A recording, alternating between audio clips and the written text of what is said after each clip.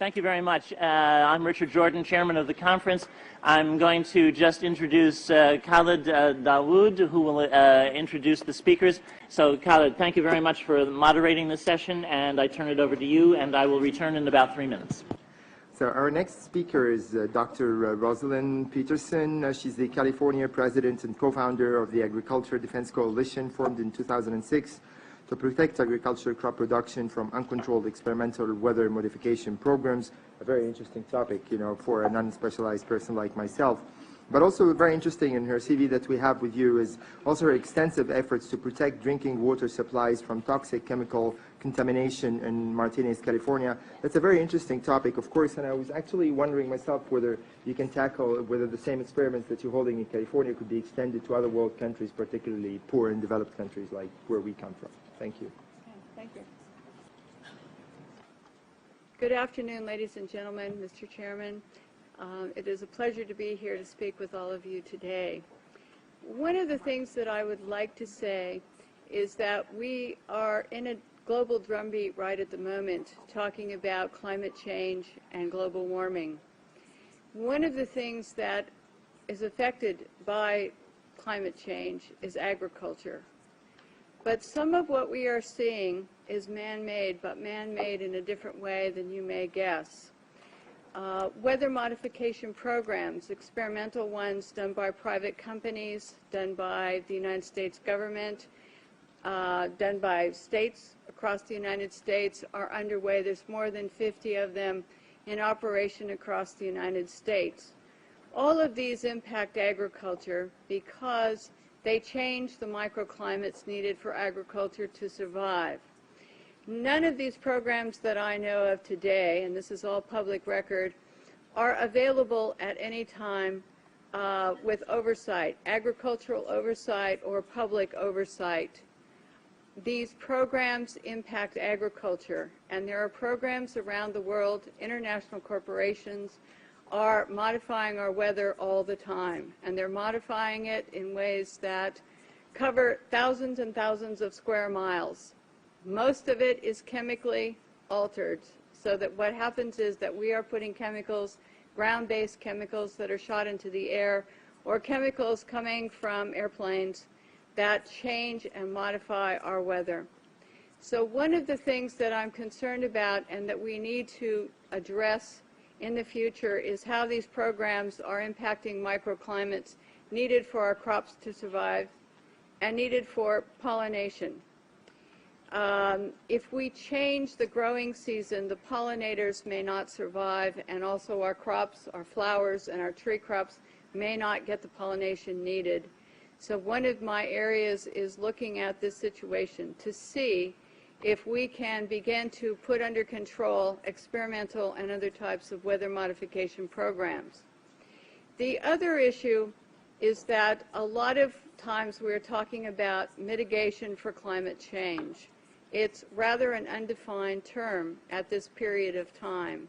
And so what happens is that many times we're talking about artificially putting chemicals like sulfur or particulates into the atmosphere in what they call geoengineering schemes to reduce and help the planet, supposedly, but help the planet to not go through such a tremendous global climate change and to mitigate global warming. However, the incidence of putting chemicals into our atmosphere is going to change and impact agricultural crop production. And if you take and you put up into our skies chemicals to reduce the amount of sunlight reaching the earth, you are going to begin to reduce crop production. Studies at the University of Illinois on corn crop production show reductions. Without the process of photosynthesis, whereby plants from direct sunlight gain the energy to grow, to produce crops, we are going to find ourselves, if we mitigate in that direction, impacting the crop production not only here in the United States, but worldwide. One of the things that is impacting crop production right now in the United States and reducing photosynthesis and also impacting the ability of solar power panels to generate the type of power that they should is persistent jet contrails. NASA talks about persistent jet contrails as exacerbating global warming because they trap warmth in the atmosphere when they produce cirrus and man-made clouds. NASA also talks about that that these aircraft leaving persistent contrails are changing our climate. And when they change our climate to the degree that one jet can leave a persistent jet contrail which will spread across our skies from what this picture up here on my left on the screen looks like, which is a trail left by a jet, that trail can expand to 4,000 kilometers and last for 20 hours. This was unheard of in the early 60s and the 70s, and it wasn't until the late 1980s that there was a change and we started to have persistent jet contrails that persist. NASA studies show that part of our global warming problem could be attributed to these types of contrails and the jets that leave them. So one of the issues as we go through is, how do you like your skies, natural or man-made? And right now we are making man-made clouds, and this is trapping warmth in our atmosphere. The climate change that is produced by these jets, not all jets, mostly some non-commercial, but what happens to our skies is that we start to see the changes. The man-made clouds do trap the warmth, and they increase the humidity. This allows for pests to proliferate, diseases, molds, mildews, funguses, and viruses. This is a man-made cloud, ladies and gentlemen, and these pictures I took myself over Northern California, and this is a burst. This is where a jet left a huge plume, and then this turned in at the end of it to a burst. And this is not normal, never seen before in our county historically, and I was born and raised there. This is another picture showing the jet trail just before the burst. This is our skies, and I want you to know that what you're seeing now, a lot of times many scientists know, especially at NASA and in other areas, that the skies that we're seeing are not normal cloud formations. These are man-made. And what happens as we reduce the amount of sunlight in a form of global dimming, we reduce the solar power with these type of clouds, and we reduce photosynthesis, which is going to impact agriculture. The pictures look odd. The formations don't look like normal clouds that people have seen before historically. This is another type of man-made cloud, and what we have done and what you're seeing here is we have the photographs from the times that the jet leaves the first trail as a thin, spindly trail to where they form into these different types of cloud formations. All of you can start looking up and seeing this. What happens is that there are experiments, and there's a color, you can see some color in this photograph. And part of what we're doing also is we're sending up canisters. The United States government, NASA, the U.S. Air Force, is sending up canisters into the atmosphere filled with chemicals to modify and experiment with our ionosphere. And when we modify and experiment with our ionosphere up here, we create experiments which they can see through these persistent jet contrails as they stay in the sky for long periods of time, and they can watch the experiments. The type of chemicals they are using are aluminum, barium, strontium, and these canisters are sent up on rockets, and what they do is they superheat the canisters to create experiments in our atmosphere. The experiments can give you colorful auroras, which they talk about as being wonderful. Many times people think that the auroras in Alaska and the ones we see are normal, but there's beginning to be more and more seen across the United States and elsewhere where aluminum, trimethyl aluminum experiments to make clouds are beginning to impact us. The reason I am concerned for agriculture is that none of these experiments have any public oversight nor agricultural oversight. Our drinking water is impacted because the chemicals are now beginning to show up in our drinking water. In California, the State Department of Health drinking water tests were examined between 1970 and this year, and we found unusual spiking in barium, aluminum, strontium, magnesium, calcium, manganese, and all of these spiked at the same time in various drinking water supplies across the state of California and also in Arizona. So what's happening with these atmospheric tests is that aluminum, as one example, gets into, with increased pollution and acid rain, gets into the root systems of our crop trees and our trees, and it looks like the trees are dying of drought.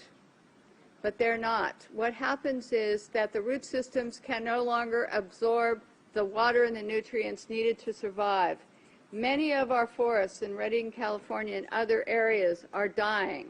The oak trees, the redwood trees, the Douglas fir, across the United States, many areas. We believe that these trees are impacted because they cannot absorb enough water because aluminum is going into their root systems. Also, molds, mildew, and fungus from warmer temperatures produced by persistent jet contrails are also allowing pests and molds to proliferate, also impacting tree health and crop health. The skies that you see up here, it is important to note, have a white haze to them. When crossing the United States 2 days ago, we saw this man-made produced haze all the way across the United States. There were a few real clouds. We saw the persistent jet contrails from the jet windows, and the skies in the white haze looked a lot like this. So one of the things that we need to really look at is that jet fuel emissions contaminate our air, much as automobile exhaust. They know from scientific studies back in the 1970s that they deplete beneficial ozone in the atmosphere by releasing nitric acid. So one of the things that we need to look at is the impact of just jet fuel and just the emissions from jets as well. I want to go on and talk briefly about a couple of issues here that I think are important for everyone to realize. If we don't look at the problems that we are creating, the atmospheric testing programs, in other words, the jet contrails that are warming our climate, and we say to ourselves, we want to geoengineer something else. We want to add more particulates to help global warming or to stop climate change. What we're going to have is we're going to have a pea soup up there of chemicals which are going to be detrimental to our health. It is much better to take the EPA model of the 1970s, where the Environmental Protection Agency was designed to put in regulations to reduce the pollution at its source, to reduce and put caps on how much pollution corporations, cars, automobiles were putting into the atmosphere. One of the things that we're talking about as mitigation is to go into geoengineering plans which add more chemicals to our atmosphere, which are going to get into our drinking water supplies, which are going to get into our soils, which are going to impact our trees. Our trees across the United States, many of them in many areas, especially Mendocino, Lake, and Sonoma County, are dying. They are not healthy as they used to be. And this problem, having traveled across the United States into some other areas, seeing the pictures coming in from across the United States and other countries, we're finding that there's beginning to be an impact from all of these programs and all the chemicals in our skies. And so one of the things we need to think about and work for is reducing pollution. Alan Buckman from the California State Department in Fish and Game talked about microbes, and they're important to the environment. We have at our disposal already some technologies and already the wherewithal to begin to make the planet more healthy and to put it into a different perspective. But if we go to the geoengineering schemes that are waiting in the wings, thousands of them, to put the particulates up and sulfur, then we are going to be in trouble with agriculture across the United States and around the world. It is time that we look at some different solutions that are already here And it's time that we look at what's happening in our skies and say we don't need to add any more chemicals. We are doing enough. And what these experiments in our skies are doing with atmospheric heating and testing, we don't know. But the chemicals are showing up in our drinking water. So in closing, I would like to say to all of you and to encourage you to know that just what I showed you today is beginning to impact crop production in the United States. And we're seeing higher UV radiation that is burning the tips of our trees and our plants. We see the molds and mildews growing here.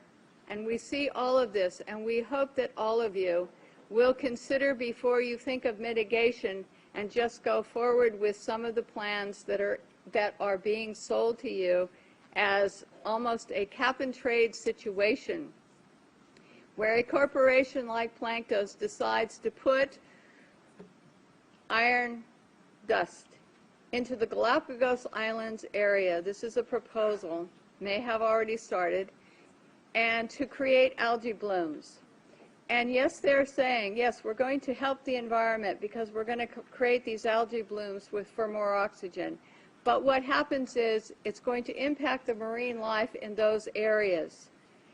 As a geoengineering plan, it is going to be sold, the credits for this, the supposed benefits, is to be sold as credits to people who want to pollute more. And here's the really awful twist to this, in my opinion, is if we sell pollution credits to polluters to ask them so that they can pollute more, we're only going to add more to our climate change and to our global warming processes. We have to say, no, we don't want money market schemes that are going to go into the ocean and change something possibly to the detriment of our oceans or our air, in order to sell credits to someone who wants to pollute more. Ladies and gentlemen, this is a consideration for all of you when you start to talk about caps and trades, when you start to talk about geoengineering plans, because we don't need a money market scheme.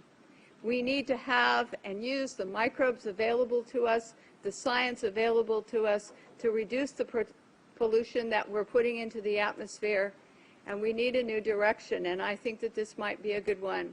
So I hope that all of you will consider what I have to say today, and I want to thank you once again for listening to what I had to say. Thank you.